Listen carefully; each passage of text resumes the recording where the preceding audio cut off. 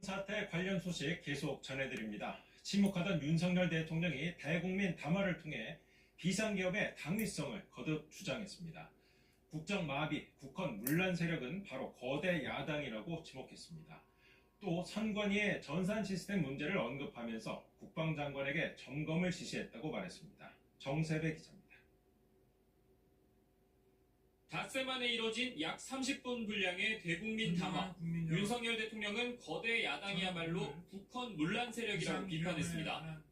국민이 뽑은 대통령을 인정하지 않고 끌어내리기 위해 퇴진과 탄핵 선동을 멈추지 않았습니다. 대선 결과를 승복하지 않은 것입니다.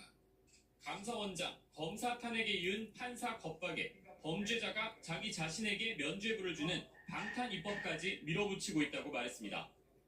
거대 야당이 지배하는 국회가 자유민주주의의 기반이 아니라 자유민주주의 헌정 질서를 파괴하는 괴물이 된 것입니다. 윤 대통령은 특히 중앙선관위에 병력을 투입한 이유도 처음으로 밝혔습니다. 지난해 헌법기관 등에 대한 북한의 해킹 공격이 있었는데 선관위만 국정원의 시스템 점검을 완강히 거부했고 이후 일부 시스템에 대해서만 점검이 이뤄졌는데 상황이 매우 심각했다는 겁니다. 윤 대통령은 그러면서 개선 여부를 확인하기 위해 국방부 장관에게 선관위 전산 시스템을 점검하라고 지시했다고 말했습니다. 국정원 직원이 해커로서 해킹을 시도하자 얼마든지 데이터 조작이 가능하였고 방화벽도 사실상 없는 것이나 마찬가지였습니다. 하지만 윤 대통령은 선관위 전산 시스템을 굳이 군이 점검해야 하는 이유는 명확하게 설명하지 않았습니다. KBS 뉴스 정세배입니다. 윤 대통령은 야당이 내란죄 선동을 하고 있다면서 이 점에 대해서도 마치 변론을 하듯이 반박했습니다. 비상계엄은 통치 행위이자 헌법 틀 안에서 이루어졌기 때문에 사법심사 대상이 아니라고 강조했습니다. 야당이 이재명 대표의 유죄 선고를 피하기 위해 탄핵을 추진하고 있다며 물러서지 않겠다는 뜻도 분명히 했습니다. 계속해서 장덕수 기자입니다.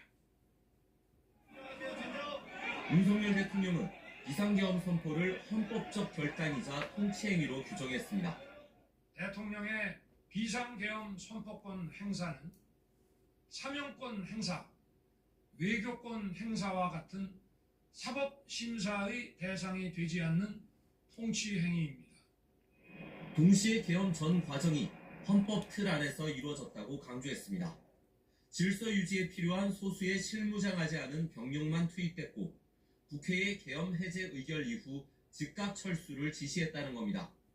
병력이 투입된 시간은 한두 시간 정도에 불과하다며 국회 기능을 마비시킬 의도는 전혀 없었다고 말했습니다.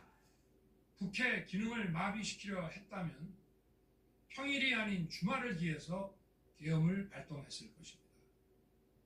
국회 건물에 대한 단전 단수 조치부터 취했을 것이고 방송 송출도 제한했을 것입니다.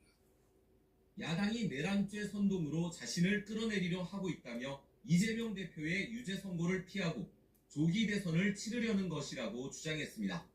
법적 정치적 책임은 지겠지만 스스로 물러나지는 않겠다는 뜻을 분명히 했습니다. 자신의 범죄를 덮고 국정을 장악하려는 것입니다. 이야말로 국헌 문란 행위 아닙니까?